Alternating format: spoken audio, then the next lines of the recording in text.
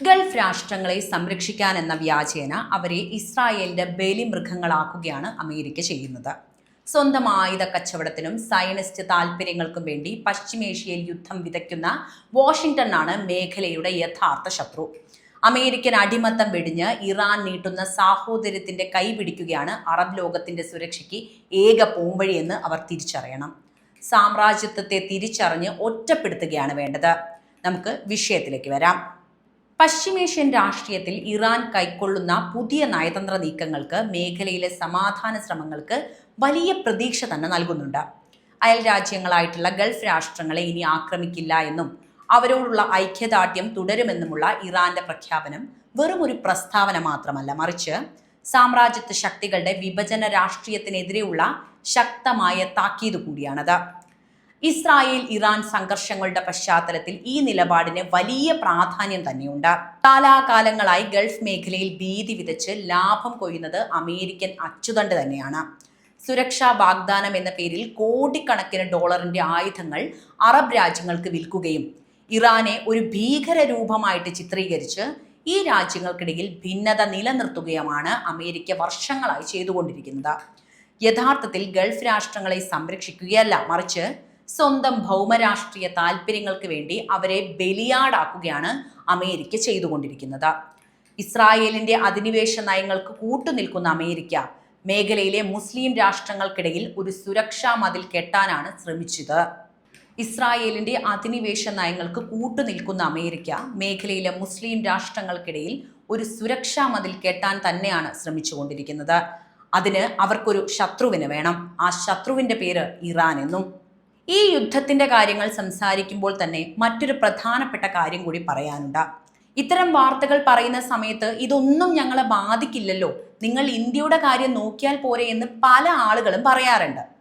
പക്ഷേ ലോകം പരസ്പരം കണക്റ്റഡ് ആണ്. അവിടുത്തെ സംഘർഷവും അങ്ങനെ തന്നെ.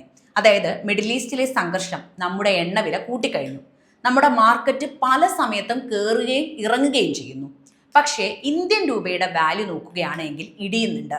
അതുകൊണ്ട് നമ്മൾ ശരിക്കും ഗ്ലോബൽ വാർത്തകൾ ശ്രദ്ധിക്കണമെന്നുള്ളത് മാത്രമല്ല, ഏറ്റവും ശരിയായ രീതി എന്ന് പറഞ്ഞാൽ നമ്മുടെ പണം ഇന്ത്യൻ രൂപയിൽ മാത്രം വെക്കുന്നതും വലിയൊരു തെറ്റാണ്. പ്രത്യേകിച്ച് പ്രവാസികൾ. അവർ പ്രവാസ നാട്ടിലെ അവരുടെ ആ ബാങ്ക് അക്കൗണ്ടിൽ തന്നെ പണം കീപ്പ് ചെയ്യണമെന്നല്ല പറയുന്നത്. പ്രവാസികൾക്കൊക്കെ ഇപ്പോൾ വളരെ നല്ലൊരു അവസരം വന്നിട്ടുണ്ട്. അപ്പോൾ ഈ ഒരു സാഹചര്യത്തിൽ ഞാൻ ആ കാര്യം ഓർമ്മിപ്പിക്കുകയാണ്.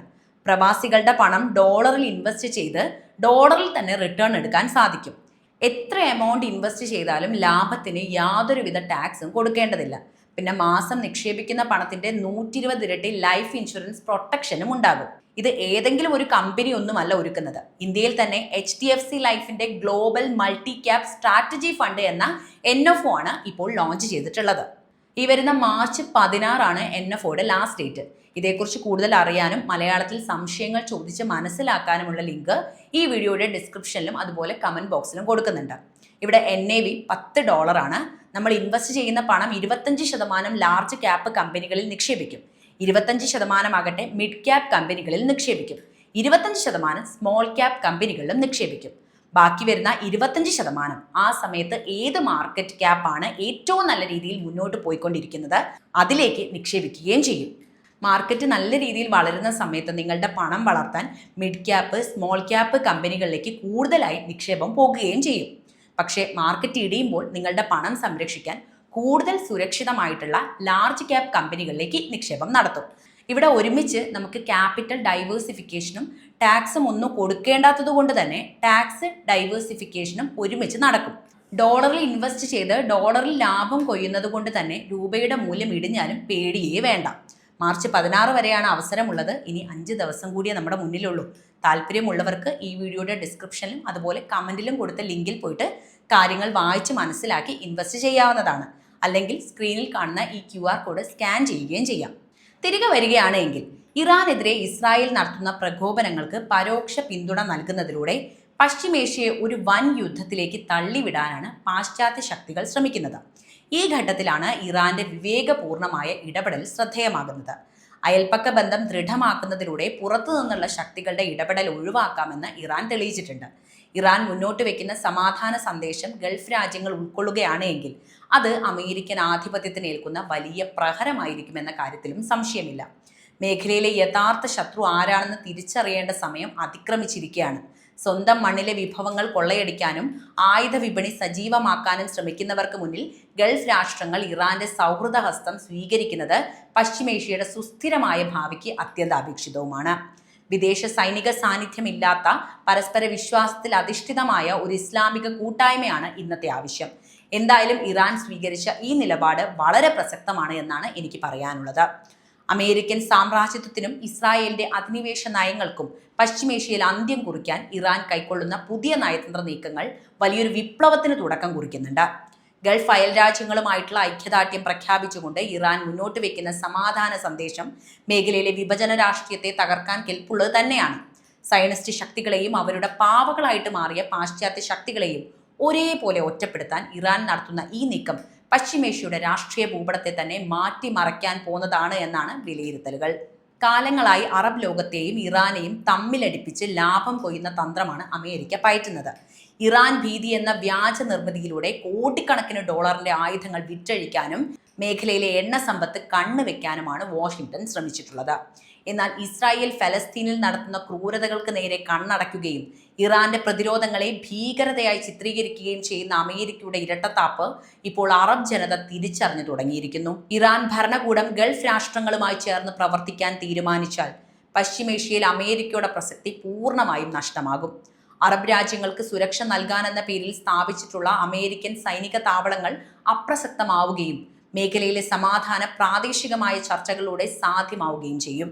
ഇസ്രായേലിനെ സംബന്ധിച്ചിടത്തോളം അറബ് ഇറാൻ ഐക്യം ഒരു പേടി സ്വപ്നമാണ് അവർക്ക്. അറബ് ലോകത്തെ ഭിന്നിപ്പിച്ചു നിർത്തിയാൽ മാത്രമേ തങ്ങളുടെ വിപുലീകരണ അജണ്ടകൾ നടപ്പിലാക്കാൻ ഇസ്രായേലിന് സാധിക്കുകയുള്ളൂ. എന്നാൽ ഇറാൻ ഉയർത്തുന്ന ഇസ്ലാമിക സാഹോദര്യം എന്ന വികാരം അറബ് ജനതയുടെ ഉള്ളിൽ ചലനമുണ്ടാക്കിയാൽ അത് ഇസ്രായേലിനെ പൂർണ്ണമായും ഒറ്റപ്പെടുത്തും. ഫലസ്തീൻ വിഷയം മുൻനിർത്തി അറബ് വികാരം ഉണർത്താൻ ഇറാന് സാധിക്കുകയാണ് എങ്കിൽ ഇസ്രായേലുമായി കരാറിലേർപ്പെട്ട രാജ്യങ്ങൾ പോലും പിന്തിരിയാൻ നിർബന്ധിതരായിരിക്കും. ഇത് ഇസ്രായേലിന്റെ സാമ്പത്തിക സൈനിക മേഖലകളെ തളർത്തുകയും മേഖലയിൽ അവരെ ഒരു അന്യഗ്രഹ ജീവിയെ പോലെ ഒറ്റപ്പെടേണ്ടി വരുന്ന ഒരു അവസ്ഥയിലേക്ക് എത്തുകയും ചെയ്യും. എന്തായാലും അറബ് വികാരം ഇറാനൊപ്പം ചേരുന്നത് ആഗോള രാഷ്ട്രീയത്തിൽ വലിയ മാറ്റങ്ങൾ തന്നെയാണ് കൊണ്ടുവരിക. പ്രത്യേകിച്ച് യുദ്ധം നടക്കുന്ന ഒരു സാഹചര്യത്തിൽ ലോകത്തിലെ ഏറ്റവും വലിയ ഊർജ്ജ സ്രോതസ്സുകളായ പേർഷ്യൻ ഗൾഫ് രാഷ്ട്രങ്ങളും ഇറാനും ഒറ്റച്ചേരിയായി മാറുകയാണെങ്കിൽ അത് ഡോളറിന്റെ ആധിപത്യത്തിന് തന്നെ അന്ത്യം കുറിക്കും. പാശ്ചാത്യ ഉപരോധങ്ങളെ പുല്ലുപോലെ അവഗണിക്കാൻ ഇറാന് സാധിക്കുന്നത് അവരുടെ നിശ്ചയദാർഢ്യം കൊണ്ട് തന്നെയാണ്. ഗൾഫ് രാജ്യങ്ങളുടെ സാമ്പത്തിക ശേഷിയും ഇറാന്റെ സൈനിക കരുത്തും ഒത്തുചേരുകയാണ് എങ്കിൽ പശ്ചിമേഷ്യയിൽ കാര്യങ്ങൾ തീരുമാനമെടുക്കാൻ വൈറ്റ് ഹൗസിന്റെ ടെൽ അവീവിന്റെയോ അനുവാദം ആവശ്യമില്ലാത്ത സാഹചര്യമാണ് വരാൻ പോകുന്നത്. ഗൾഫ് രാജ്യങ്ങളെ കുരുതിക്ക് കൊടുക്കാൻ അമേരിക്ക തയ്യാറാക്കിയ തിരക്കഥയിൽ നിന്ന് അവരെ രക്ഷിക്കാൻ ഇറാന് മാത്രമേ ഇന്ന് സാധിക്കുകയുമുള്ളൂ. അമേരിക്കൻ വാഗ്ദാനങ്ങൾ വെറും കടലാസിൽ മാത്രമുള്ളതാണ് എന്നും യഥാർത്ഥ പ്രതിസന്ധി ഘട്ടങ്ങളിലൊക്കെ അവർ ഇസ്രായേലിനെ മാത്രമേ സംരക്ഷിക്കുകയുള്ളൂ എന്നും ചരിത്രം തെളിയിച്ചിട്ടുണ്ട്. ഈ യാഥാർത്ഥ്യം ഉൾക്കൊണ്ട് ഇറാൻ നീട്ടുന്ന സൗഹൃദഹസ്തം സ്വീകരിക്കാൻ അറബ് ലോകം തയ്യാറാവുകയാണെങ്കിൽ അത് പശ്ചിമേഷ്യയിൽ ഒരു പുതിയ പ്രഭാതം തന്നെ ഉണ്ടാക്കും. സാമ്രാജ്യത്വത്തിന്റെ തടവറയിൽ നിന്ന് മോചിപ്പിക്കപ്പെട്ട സമാധാനപൂർണമായ ഒരു പശ്ചിമേഷ്യയ്ക്കായി ഇറാൻ നടത്തുന്ന ഈ പോരാട്ടം ചരിത്രപരമായ അനിവാര്യതയാണ്. അമേരിക്കയുടെ സാമ്രാജ്യത്വ താല്പര്യങ്ങൾക്ക് വിരുദ്ധമായി നിൽക്കുന്ന ഇറാനെ കുറിച്ച് നിങ്ങൾക്ക് എന്താണ് പറയാനുള്ളത് എന്ന് കമൻ്റായിട്ട് രേഖപ്പെടുത്തുമല്ലോ. വീഡിയോ ഇഷ്ടമാവുകയാണെങ്കിൽ ലൈക്ക് ചെയ്യാനും ഷെയർ ചെയ്യാനും പ്രത്യേകം ശ്രദ്ധിക്കുക. അതോടൊപ്പം മറ്റൊരു കാര്യം കൂടി ഓർമ്മിപ്പിക്കുകയാണ്. ഇപ്പോൾ ഈ മിഡിൽ ഈസ്റ്റിലെ സംഘർഷത്തിൽ മാത്രമല്ല, കഴിഞ്ഞ കുറച്ച് മാസങ്ങളായിട്ട് ഇന്ത്യൻ രൂപയുടെ മൂല്യം ഇടിയുന്നതായി പലപ്പോഴും നമ്മൾ കേട്ടിട്ടുള്ള കാര്യമാണ്. രൂപയുടെ വാല്യൂ കുറഞ്ഞുകൊണ്ടിരിക്കുകയാണ് എന്ന് പറഞ്ഞാൽ നമുക്കറിയാമല്ലോ, നമ്മുടെ പണത്തിൻ്റെ മൂല്യമാണ് കുറഞ്ഞുകൊണ്ടിരിക്കുന്നത്, നമ്മുടെ സ്വത്താണ് കുറഞ്ഞുകൊണ്ടിരിക്കുന്നത്.